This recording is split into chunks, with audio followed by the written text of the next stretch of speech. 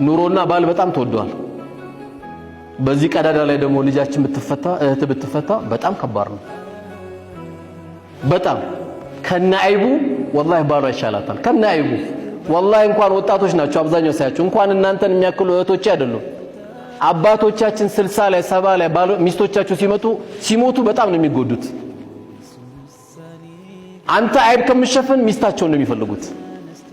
በቃ አላህ ኑር አድርጓታል። የቤት ኑር ናት። ስለዚህ ስሞታ አታብዢ። ሁለተኛ አንዳንድ ያው ሴቶች የሚሉት አለ እኔ እኮ ላንተ ምገባ አይደለም አይባልም እንዴ እና ሳታዩ ነው እንዲያገባሽው እኔ ላንተ ምገባ አይደለም ማንሽ አንቺ አይባልም። እንደዚህ የልጆችሽ አባት እንዲህ ይባላል። በቃ የፈለገ ወንድ ደግሞ ችግር የለም አንቺ ጥሩ ሁኚ እንጂ ጀነት ውስጥ ኑር ላይ ስለምትሆኚ አላህ ያዘጋጃቸው ወንዶች አሉ። እዛ ታገቢያለሽ። ዱንያ ላይ ሁሉም አይሟላም። ስለዚህ ለባል ከማትሉት ነገር አንዱ እህቶቼ እኔ ላንተ ምገባ ሰው አልነበርኩም እንደው አላህ ጥሎኝ እንጂ እዚህ የመጣሁት አይደለም። ዝም በይ አይተሽው ተነጋግረሽ ነው የመጣሽው እንዲህ አይባልም።